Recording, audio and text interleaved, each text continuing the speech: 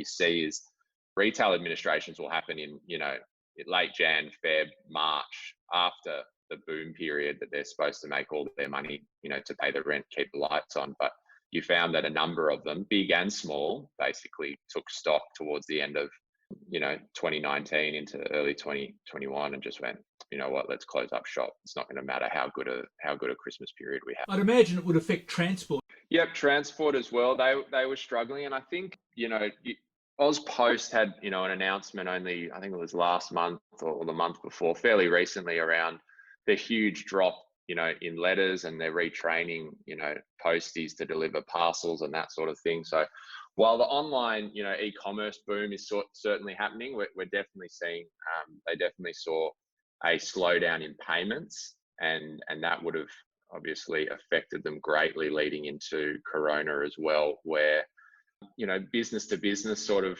transport and whatnot would have fallen off a cliff. E-commerce has probably upticked a little bit, which is good, but really they'd be in a spot of bother as well. And what about professional services? I think what we found there was people were, obviously 2019 was a fairly tough year for small businesses in general, and as I understand it, smaller businesses, medium businesses were taking stock of what are they paying in terms of professional service fees, lawyers, accountants, and whatnot. And I think what we found is that, one, customers were slowing their payments and taking advantage of lawyers and accountants. And I know from firsthand knowledge working at Creditor Watch that lawyers and accountants aren't the best when it comes to collecting their own debts, and they very rarely do any sort of due diligence. So that obviously contributes to it. And on top of that, I think people are starting to look around and go, do I really need to be using a mid-tier or a top-tier firm for these sort of services? Can I move somewhere else? And that's where we would have seen some payment times blow out as a result of that. So just about every business was affected by this. That's right. They would really be struggling across almost every industry, other than those who the ones that do fall into essential services, so to speak, or they're supplying the likes of Coles and Woolies with items that are in high demand. And we obviously saw a huge uptick in panic buying, in Feb and March, which looked like it contributed to an increase in our GDP, which was good to offset everything else. But yeah, look, SMEs at the moment are doing it extremely tough, and the challenge is how do they get out of it? And I've been talking a lot recently about zombie companies, so to speak, and that's when I talk about that, I'm talking about companies that were struggling pre-Corona, that if Corona hadn't have come along, you'd be questioning whether they would still be around anyway within the next 6 months as a result of tightening cash flow, reducing margins, and a reduction in profit and revenue. So the government has then introduced some fantastic legislation around safe harbour, pushing out insolvency changes like 6-month reprieve on answering stat demands issued by the courts and that sort of thing. What I think that does, however, though, is it's pushed the can, or kicked the can down the street, so to speak, in terms of directors, shareholders looking at their business and going, you know what, we probably should have wound this up in early 2020, but why don't we take advantage of JobKeeper? Why don't we take advantage of the fact that we can trade insolvent, and let's see what happens, right? Who knows what will happen? It gives us 6 months, so let's go with that. So are you seeing any signs of businesses looking for opportunities? Yeah, it's a good question. What I've really enjoyed watching, and I say that gently, obviously, because it hasn't been a good experience for really anyone out there, but what I've enjoyed seeing is how entrepreneurial Australians can be. You look at I've got plenty of friends in the hospitality industry. I've got friends in office furniture, for example, and they've all had to become quick thinkers. We're talking about going from good revenue to 80-90% gone in a matter of days for some of them. And they've had to pivot, to use that horrible word that probably gets bandied about too much, and become really entrepreneurial and come up with different ways. So you've seen all of these people, selling their food and their dinners and whatnot online, and pushing it through social media, and avoiding the likes of Uber Eats and Foodora and those delivery ones, and doing it themselves, and being supported by their customers, which is great to see. And then outside of that hospitality space, you see them, pivoting to things like, okay, let's create work from home solutions. We used to provide just, desks and chairs and whatnot that were designed for the office. Now we can do something from work from home, and that's happening really quick. And then I think looking at also in the medical sector, it's been really warming to see, these businesses go, great, let's create ventilators, let's create protective gear for, frontline workers, that sort of thing. And yeah, that's a nice sort of part of the whole Corona story that's come out. What did your data show about credit inquiries? So what we saw was quite interesting, and it shocked me. I'm quite an optimistic person, so it's hard to be optimistic in times like this, but I think it's important to be.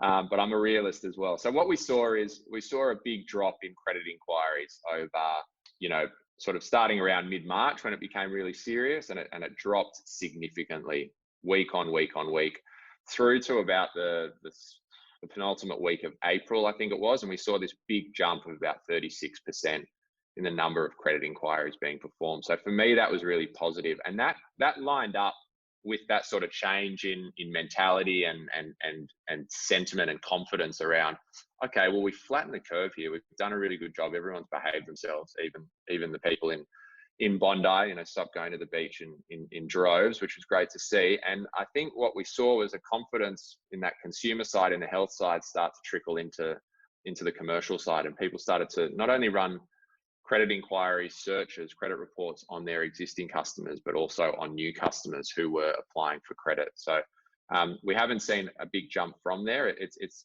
dropped off slightly, but we're still well ahead of where we were in the doldrums sort of in March and April in terms of credit activity. So the credit inquiries might show that they're picking up business.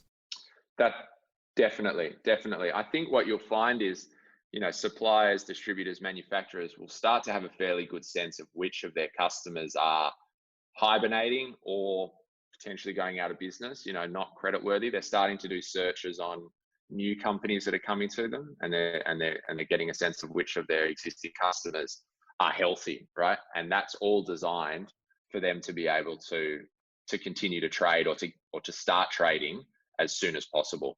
Well, Patrick, thank you very much for your time. It's been quite illuminating. No problem. Thanks for having me today. See you later. And now let's talk to Indeed economist Callum Pickering.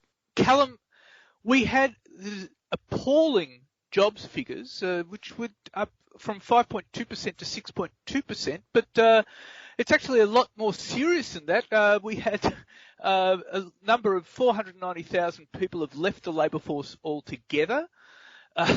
And that's quite worrying. And we've had a massive cut in working hours. And what's your view about this? Yeah, there's a lot going on with this latest set of labour market figures, and it's quite difficult to sort of interpret just how much damage has been done. The unemployment rate did only increase quite moderately to 6.2% from 5.2%, but that hides a lot of the damage that we've seen. So employment fell by almost 600,000 people, which is quite simply unprecedented. And most of those people actually ended up leaving the labour force, which happened largely due to policy changes, because the federal government has relaxed requirements on unemployed people. Usually they need to search for a number of jobs a month in order to receive unemployment benefits. That's no longer the case, which means that a lot of the people who went on to the job seeker allowance were not actively searching for jobs, and so were not considered unemployed in the latest month. And that helped to contain the level of unemployment in April. If you adjust for that, the unemployment rate actually jumps to around 9.6%, which sort of better, I guess, characterises the damage has been done. Hours fell to a much greater degree. They were down by 9.2%, and that mostly hurt part-time workers. Hours worked by part-time workers was down almost a quarter just in a month. So they've been hit through hospitality, the retail sector, recreation, gyms and things like that. So they've been a hard hit subgroup. That's interesting. I mean, the worrying part is about the people who've dropped out of the workforce. I mean, the data suggests getting people back to jobs will be even more challenging, as they will first need to be enticed back into the workforce and then find a job. Well, I think what's likely to happen is that in the coming months, a lot of those people who officially left the workforce will re-enter via unemployment because they'll start to look for new opportunities. These 500,000 people who officially left the workforce, they didn't really. They're not searching for jobs because there really aren't any jobs available right now, and they're not required to by the federal government in order to receive their job seeker payment.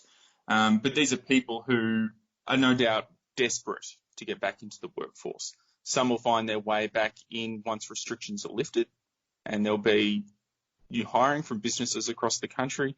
Others will take a lot longer to find their new opportunity. But what we are likely to see is that subgroup, that 500,000 people, will shift from being considered outside the workforce to being considered unemployed over the next couple of months. So it wouldn't surprise me if the unemployment rate does spike quite heavily from now when the May or June data comes out. Okay.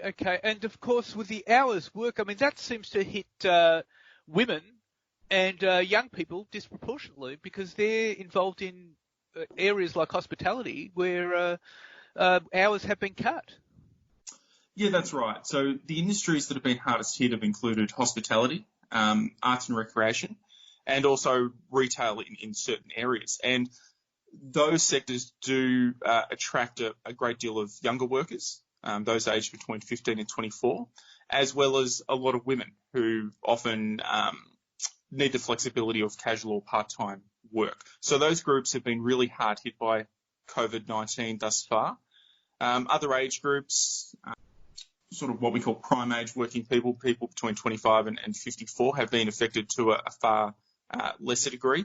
But we've also seen hours cut quite significantly amongst older workers, which probably reflects the fact that this is a group of people who, do need to stay quite isolated. And so it does make sense for that group to wind down their hours as a health measure, because obviously COVID-19 affects older populations to a much greater degree than younger ones.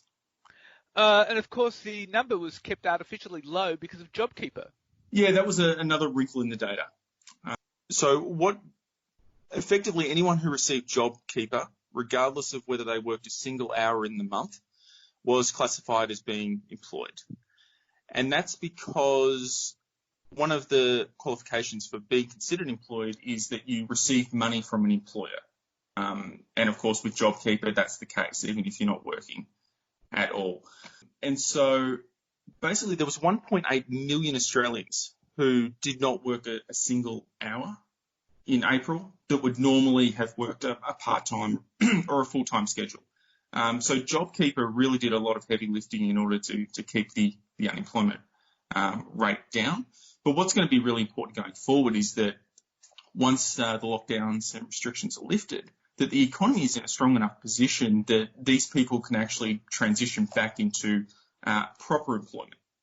Because if that doesn't happen, what we're likely to see is some sort of delayed unemployment impact as the JobKeeper scheme winds up, which of course Prime Minister Scott Morrison has been talking about. He's adamant that it's not going to be lengthened, that it's going to finish up sooner rather than later. But you're saying it has to remain in place even until it is no longer needed. Well, I'm of the opinion that it's far too risky to lift these policies prematurely. I think the economy needs to be in a strong spot before we do that. I think setting a date and then sticking to that date is a little bit misguided in such an uncertain economic environment.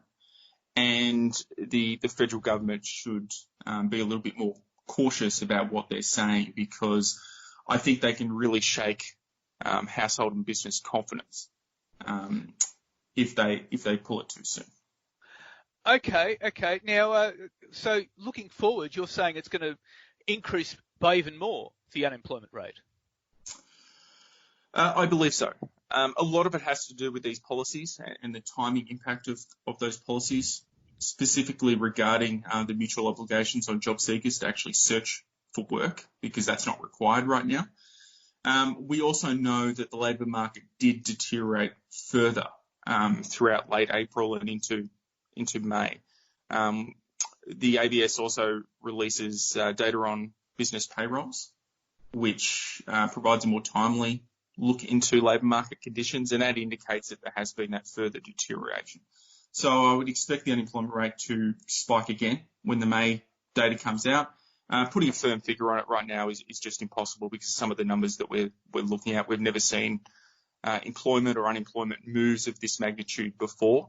And there's obviously a lot of issues with definitions in the labour force survey at the moment as well, and that's driving a lot of the changes.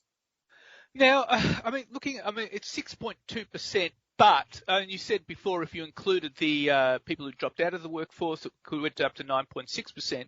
But if you include the 1.8 million Australians on JobSeeker, how high, and for that matter, the cuts in the working hours, how high would the unemployment rate be? That's a great question. I actually haven't done the calculations on that, but I mean, just thinking about the numbers now, I mean, you're talking about another doubling of the unemployment rate, I believe. So this is really an unprecedented situation for Australia. There's never been so many people out of work or sitting around not working like they usually do. I think, the numbers over the next few months are going to be sort of jaw-dropping. They're things we haven't seen before. What's going to be really important is where the labour market settles once these restrictions are lifted, and we're obviously seeing some of those restrictions lifted now, and that will hopefully be ongoing over the next few months, as long as there's no significant outbreaks of COVID-19 between now and then.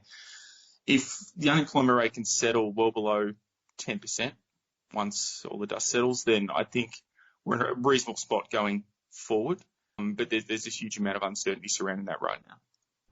And of course, there's great fear of a second wave coming up. Well, that's always the risk. You can do all this great work containing the spread initially, but it only takes a small thing for that spread to pick up again. We have seen it in other countries. South Korea and Singapore were two countries that were considered to have done an excellent job at flattening the curve, at containing the spread of COVID-19, and yet both of them now find themselves facing that second wave, a pick-up in the number of cases. Australia has done better than almost anyone at containing the spread, but it's so easy for us to lose that advantage if we do pull these restrictions too soon. So that's going to be something that obviously policymakers are going to need to monitor. It's unlikely to be sort of smooth sailing. We are going to have these periods where it appears as though we're really on top of it, but maybe, the spread picks up a little bit again and we need to put through some of those, added restrictions again. So it's going to be a really, I think, difficult period for Australians. We're obviously, all of us are sort of over the situation right now, but it's going to be something that's obviously going to stick with us for some time to come. And while comparisons are made with the Great Depression, the difference is now the issue is we have to get the health system right and ready for this to come down. Well, that's exactly right. And look, to be fair, Australia's done a great job. We've managed to increase capacity across the healthcare system, which puts us in a better place to manage a future outbreak if that was to occur. So we've done really well in that regard. But yeah, the priority has to be the healthcare system because the economy isn't going to function effectively if there is a widespread pandemic and there is, active fear from consumers and businesses about the risks of doing business. We've seen countries try to manage it without restrictions, such as Sweden. And what those countries are showing is there's still a huge economic impact, even when there aren't firm restrictions in place. So really the only way to get the economy tracking the way it used to is to firmly get on top of COVID-19. Because if you don't do that, the economy is just not going to function the way it normally does. Well, Callum, that's quite alarming. And thank you very much for your time and stay safe. Yeah, you too. Thanks. Thank you. So what's happening in the news? Well, global stocks surged as investors took heart that the gradual easing of lockdowns in Europe would stimulate global economic growth, while also drawing encouragement from a US trial for a COVID-19 vaccine. Trader optimism was underpinned by comments from Federal Reserve Chairman Jay Powell over the weekend, that the central bank had more in reserve to support the US economy if required. But the global economy will take much longer to recover fully from the shock caused by the new coronavirus than initially expected, the head of the International Monetary Fund said, and she stressed the danger of protectionism. Managing Director Kristalina Georgieva said the fund was likely to revise downward its forecast for a 3% contraction in GDP in 2020, but gave no details. That would likely also trigger changes in the fund's forecast for a partial recovery of 5.8% in 2021. In an interview with Reuters, she said data from around the world was worse than expected. Obviously, that means it will take us much longer to have a full recovery from this crisis, Georgieva said in the interview. She gave no specific target date for the rebound. In April, the global lender forecast that business closures and lockdowns to slow the spread of the virus would throw the world into the deepest recession since the 1930s Great Depression. But data reported since then points to more bad news, Georgieva said.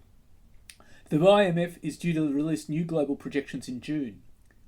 Georgieva told Reuters the fund was focused on risks such as high debt levels, increased deficits, unemployment, bankruptcies, increased poverty and inequality during the recovery period. But she said the crisis was also boosting the digital economy, offering a chance to boost transparency and e-learning and give even small firms access to markets. Asked about renewed tensions between the United States and China, the world's two largest economies, Georgieva said she was urging member countries to maintain open communication and trade flows that had underpinned global growth for decades. And Facebook is making another run at building a shopping empire, and this time it has the direct involvement of the company's most important executive, Mark Zuckerberg. The Facebook chief executive officer announced a handful of updates on Tuesday, signalling the company's commitment to online shopping and commerce, one of the areas he highlighted as a priority for this year. The main product, called Shops, is a new version of an existing Facebook feature with a similar name, and will let retailers upload product catalogues to their Facebook page or Instagram profile. Users can find these shops directly from the retailer's page or by clicking on an ad that will redirect them to a shop inside Facebook instead of a retailer's own website. Eventually, Mr. Zuckerberg says, these shops will be accessible across the Facebook company, including Messenger and WhatsApp, giving retailers a way to reach Facebook's nearly 3 billion users with one product catalogue. Mr. Zuckerberg highlighted the importance of shops for small businesses, almost all of which are operating exclusively online during the COVID-19 pandemic. The vast majority of Facebook advertisers are small businesses. But in Australia, the hoarders gave and they taketh away. ABS figures show retail sales fell by a record 17.9% in April, but the rate of jobs lost in COVID-19 hit economy is slowing, while earlier estimates of job losses have also been revised down. The latest payroll data from the Australian Bureau of Statistics and Australian Taxation Office shows that over the 7 weeks from mid-March to early May, total jobs fell by 7.3%. Based on the 13 million employed in March, that 7.3% fall equates to 950,000 jobs lost in the 7 weeks. ABS Head of Labor Statistics, John Jarvis, said the week-to-week changes are now much smaller than they were early in the COVID-19 period. And China has delivered a brutal payback to Australia after it pushed for a COVID-19 probe, slapping new tariffs on drought-affected barley exporters. The move, which was first threatened last week, effectively wipes out the Australian barley trade with China and follows weeks of high-profile lobbying from Australia over the coronavirus inquiry. Within hours of President Xi Jinping announcing he would back a probe into the coronavirus pandemic once it's brought under control, China moved swiftly to punish Australia. China's followed through on its threat to impose an 80% tariff on Australian barley imports, with the tax set to remain in place for 5 years. The tariff is expected to wipe out Australia's trade of the grain with China, worth $1.5 billion in 2018, with half of Australia's barley exports typically bound for the country. Australia is now considering taking it to the World Trade Organization. China argues the product has been imported against trade rules after an investigation that began in 2018. The move comes amid diplomatic tension between the two countries over Australia's push for an inquiry into the origins of COVID-19. The Chinese slap will cost Australian barley producers close to $1 billion, according to industry searcher IBIS World. The tariff will effectively spell the end of Australia's barley exports to China, which was worth $917 million in the 2018-19 financial year, according to IBIS World. While China's recovery from the COVID-19 outbreak has supported the demand for locally grown barley in recent months, American farmers, rather than Australian ones, are likely to benefit. China is Australia's largest grain export market, with barley used to make beer and feed livestock. China accounts for 13% of Australian grain exports, according to the research firm. Australia's grain industry has been badly hurt by both coronavirus and the summer bushfires, with revenue expected to fall 17.6% in the 2019-20 financial year. And the Andrews government will undertake the biggest spend on social housing since the global financial crisis, as part of a $500 million package to boost 168 new units and upgrade 23,000 more to bolster Victoria's struggling economy. The mammoth spend is part of a $2.7 billion government building blitz, which it says will create thousands of jobs. The Victorian State Government will pump $58 million into new social housing units in Reservoir, Balaclava, Dandenong and Hampton Park, but the biggest portion of the package will go towards maintenance and upgrade works that can be delivered quickly, such as painting and roofing. And employers and the federal government have warned premiers not to further damage the $80 billion domestic tourism sector, as travellers face ongoing confusion over the lifting of state border restrictions. Small numbers of domestic flights are continuing during the COVID-19 pandemic crisis, but interstate recreational travel remains on hold until the move to the second stage of the revised restrictions agreed by National Cabinet, expected in June at the earliest. Warnings against all non-essential travel remain in place, and the federal government does not expect interstate leisure travel to restart until the third stage of COVID-safe rules, likely to be sometime in July. Qantas and Jetstar on Monday announced plans to introduce new safety precautions on Tuesday, with all passengers to be issued masks and staggered boarding and disembarkation from June the 12th. Hand sanitizer and additional cleaning will be in place, but empty seats will not be left between passengers. Air New Zealand and US carrier Delta are among airlines flying with reduced passenger numbers to limit the risk from coronavirus spread.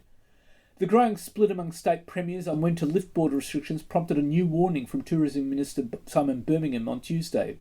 He said Queensland Premier Anastasia Palaszczuk would have to answer to her state's tourism sector if the block on travel remains in place longer than other states. Ms Palaszczuk has warned against reopening to tourism while community transmission of COVID-19 continues in New South Wales and Victoria. But New South Wales Premier Gladys Berejiklian has encouraged people interstate to book a holiday in New South Wales after announcing coronavirus travel restrictions would be scrapped from June the 1st.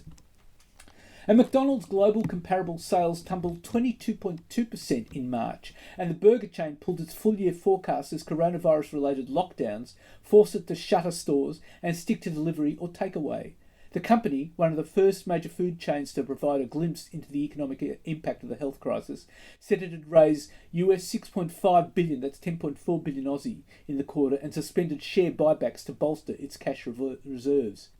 And 12 McDonald's stores closed in Melbourne. And Virgin Australia's auction moved into the second round with 4 shortlisted bidders on Monday morning. Regional Express and Alliance Aviation, 2 listed Australian regional airlines, were not in the mix. The bidders were told Virgin's management would make its pitch to the 4 respective groups next week. Deloitte was seeking to have final bids by June the 12th and a signed deal by June the 30th. And the race for Virgin Australia just took a dramatic twist, with the surprise entrance of a New York-based hedge fund that surely counts as one of the world's most experienced airline investors. Cyrus Capital Partners is a front-runner for Virgin and is on the shortlist.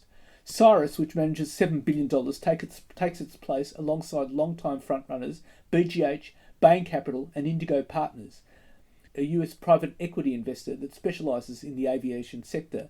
But Cyrus is particularly fascinating because of its connection to 2 men, Wall Street titan Stephen Friedheim and Richard Branson, the father of the Virgin Group.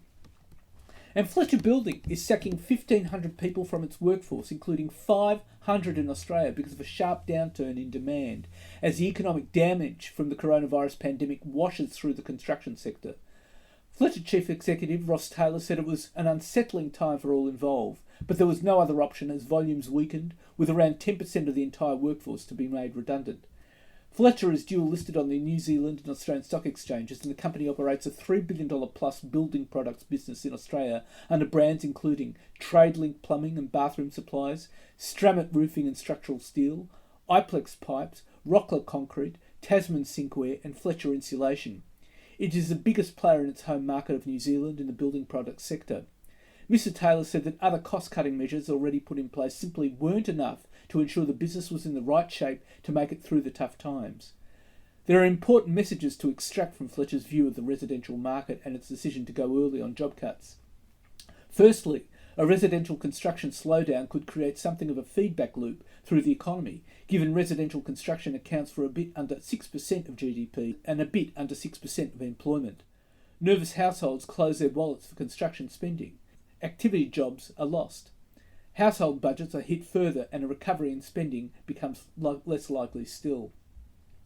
And internet criminals are cashing in on people who want to buy a puppy to help cope with loneliness during the lockdown. The Consumer Watchdog says victims have lost nearly $300,000 in so-called puppy scams this year, with a spike in scams since the COVID-19 lockdown took hold. Puppy scam complaints to the Australian Competition and Consumer Commission were 5 times higher than average in April. ACCC Deputy Chair Delia Rickard said scammers had set up ads online selling popular dog breeds such as cavoodles and French bulldogs. She said the crims are exploiting the fact that people could not travel to see the puppy in person, asking for upfront payments and offering to transport the dog to the buyer. Ms Rickard said the safest option was to adopt or buy a pet when you can see it in person. And Foxtel's new streaming service is expected to launch next week after weeks of rumours and speculation. The upcoming edition, tipped to be called Binge, will join a crowded market of streaming offers competing for Australian dollars. Foxtel's streaming service news comes just weeks after it announced it had secured exclusive rights to air HBO Max content in Australia.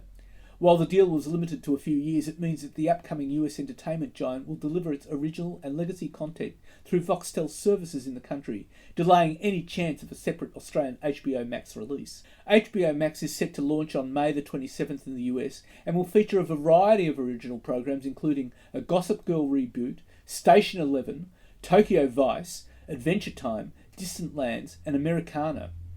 The announcements are anticipated to provide a much-needed bump to Foxtel's dwindling subscriber base.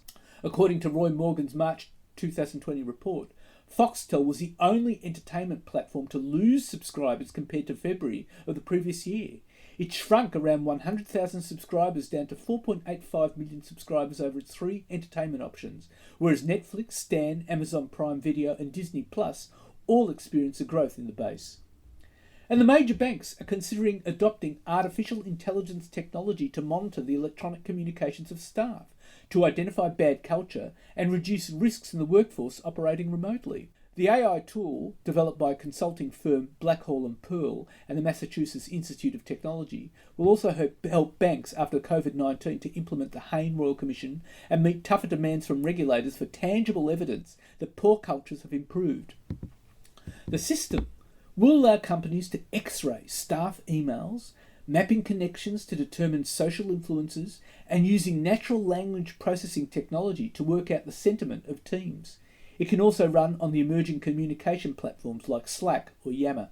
And in a landmark case, 25 young people aged 13 to 30 are mounting a legal challenge to the massive Clive Palmer-owned Galilee Basin coal project. This will be the first time human rights arguments are used in a climate change case in Australia. Palmer's proposed Waratah coal mine in the Galilee Basin will dwarf Adani's operation, extracting 4 times as much coal per year. The mine has been given the green light at the federal government level and has been issued with a draft environmental approval at the state government level. This court challenge will allow Queensland's Land Court to determine whether the state government should issue or reject final environmental approval. So why mount a case now? Well, Queensland's new Human Rights Act 2019 came into effect on January the 1st this year, opening the door for a flood of new climate change litigation. Climate change poses a clear threat to human rights, with lives and livelihoods at direct risk from increased extreme weather events, extended heat waves and worsened drought conditions. The case between the group of young Queenslanders called Youth Verdict and mining company Waratah Coal will test whether the project's benefits, including economic benefits and employment provision, justify limiting human rights. After the United States, Australia has had the highest number of climate-related cases before our courts. And workers based in CBD office towers in Melbourne and Sydney will likely be confronted by thermal screening and lift queues when they return to their workstations post-pandemic. With occupancy rates in Melbourne hovering at around 5% last month, officers are not expected to hit even 50% until at least July. Full occupancy may be years away, experts say. ANZ Bank says thermal scanners will check worker temperatures at its office entrances. Those with an elevated temperature would isolate for 10 minutes and then be retested.